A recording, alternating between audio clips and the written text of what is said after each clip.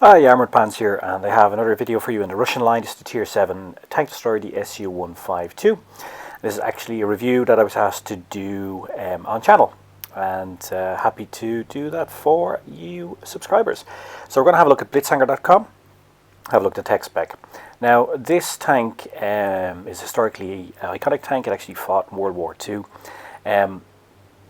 It is a very decent tank destroyer, and also a very typical tank destroyer in that you should play it very much as you would play standard tank destroyer, sitting at the back, trying to get targets, trying to farm damage, etc. It's not really front line as you can do, let's say, with the Panzer or the Panzer II. Now, the major choice with this tank is which gun to use. There are two basic guns. We're having a look at both here. There is the 122mm 1944 gun, which is quite an accurate gun, and then you've got the 152mm, which we're looking at here. The 152mm is effectively the same gun which is on the KV2. It's a big dirt monster, does big alpha rolls, etc. Now, the differences are that this gun does bigger alpha rolls. You know, you're looking at 640 up to 960 on your HE rounds. But it has very low muzzle velocity. It's 600 meters per second. Even supercharged, it's only 780 meters per second. With the 122mm gun, it's much more accurate. It's going to do about 400 alpha rolls, but its reload is only 7.16 seconds, which is really good. And you obviously do much more DPM in it. Now, I would suggest that if you are a KV2 player, because effectively the 152 gun is effectively the KV2 gun.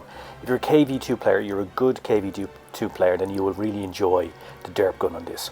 If you're not, go with the 122mm gun, or if you do play the KV2 but don't like it, go with the 122mm gun. You'll have far more joy because it's far more accurate, far more reliable. Now, looking at the armor profile, we see that this tank does have some armor, not much, but the area around the cupola is vulnerable on the front. But on the sides of that, you can actually bounce some shots, and you will see that by wiggling and jiggling, create some angles there, as you saw on the gun mounting. On the sides and back, you're very vulnerable, particularly to your counterparts with 152mm guns like the KV2, or yourself if you have it mounted. You can even be one-shotted at the back. You'll certainly be set on fire. The back of this tank, by the way, is quite vulnerable to being set on fire. You saw when I was doing the KV3 review, I actually specifically targeted the back of the tank to set it on fire, and I did so when I fired a round right into the back engine casing. So be aware of that. And if you get a HE round into the back of you, you will certainly go on fire, and you're quite vulnerable at the back to HE rounds. Now, as you can see here, there is some armor on the front. Now, we look at the historical reference. As we said, it's an iconic World War II tank, and a tank that was developed particularly for fighting Tigers because they needed to pen those big German heavies. However, reading historical books about it and about armour conflict on the Eastern Front, you'll realise that it didn't always pen Tigers. Its gun handling was patchy in real life, as it is in this game with the 152 gun. The 122mm gun is far more accurate. We're going to look at both guns in gameplay, by the way, so you'll see how both compare and the different gun handling in each, because it's considerably different, by the way. Now, in terms of tactics, as I said, I would play this as a standard TD, particularly at the start when you're less experienced. Sit at the back, support your heavies or your meds, try to farm some damage. If you wish, and you're later on when you're a bit more experienced, you can actually move around the map and support your heavies and mediums and your team more in a close-up fashion, because the tank is quite fast. As we saw, it does 43 kilometers an hour, does 11 in reverse, so therefore it is quite agile tank. You can get around the map with pretty much ease, and you can definitely keep up with your heavies, and you can actually at 43 kilometers an hour keep up with the meds as well. Now, in this game here, it's not me playing. This is actually Super Unicum player from my clan, F Mondial 57. He's good in everything, but he's particularly good in tank destroyers. So I asked him if he would help me do this review. I actually played the 122mm gun. I don't really know what this Ferdinand is doing here. He won't let him go. maybe a bit of an inexperienced player. Maybe he has lag or ping or problems, I don't know, but he kind of made a mess out at the start of their game and could have actually messed up the whole game for them by not allowing them to get into position at the start. But let's give him the benefit of the doubt, and let's say the poor guy had ping problems. Now, as you can see, the tank is quite mobile and accurate. Now, F Mondial, by the way, is the clan player who actually whose footage we used for the Tank Destroyer guide. You may remember the Tank Destroyer guide. We had 2 mastery games from the Death Star. Both were from F Mondial, and we saw him demonstrating the skills that you need to be a very, very good Tank Destroyer player.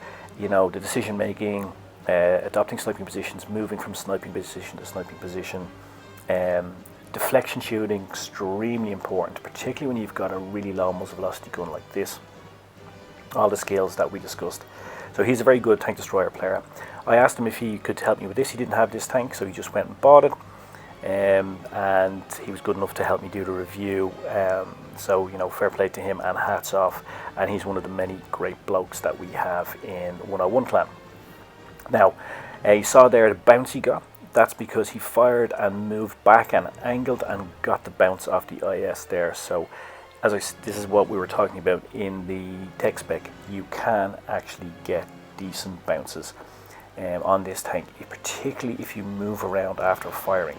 Don't sit still, because the area around the cupola, as we saw in the tech spec, is vulnerable. So if you sit still and give the enemy an easy target, you will be penned front on. But when you move from side to side, move back as he did, move at an angle, I'm not saying you're going to bounce every time, but you certainly make it far more difficult for them to pen you. Now, he's a super unicorn player, right? He is a brilliant Tank Destroyer player, gets mastery badge after mastery badge. This is a mastery game, by the way, but even so, even with his skills and experience, you saw that he fluffed a couple of the shots there. And that is what is going to happen to you when you play the 152mm gun on this tank. And there's nothing you can do about it. The gun handling is just patchy and sloppy, and you are going to miss shots with it. That's just the way it is, so just be aware of that. Now, if you're a KV2 player, an experienced KV2 player playing with a derp gun, you're going to be aware of this, you're going to know about it, and you're not even going to think about it too much. It's going to be part of your natural play.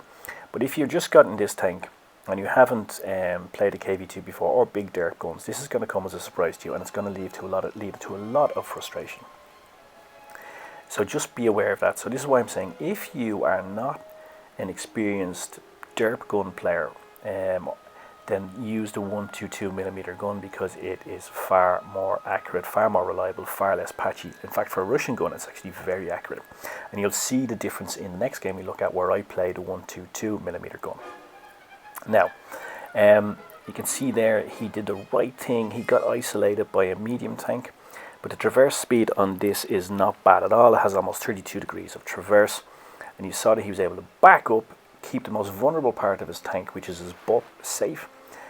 Also keep himself from going on fire. And then just being able to ward off the attentions of the medium tank. And the guy obviously did not want to get that massive derp round right up the butt and decided to scarper. Now, here's the thing about the 152 derp gun though, which if you haven't played before, you should know. The gun does about 250 to 350 splash damage.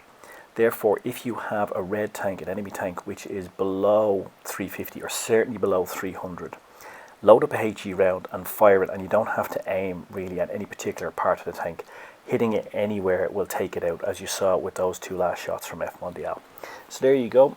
4 kills, almost 3k of damage, mastery badge delivered, and a very good display of how to play the SU-152 with the 152mm derp gun. So thank you again, F Mondial 57. Great display, great game. Thank you for helping me with the video. Hats off, mate. Now, this is the 122mm gun. This is on Black Goldsville, and this is me playing this. Now, what I do here is, normally I would go to a sniping position in this tank.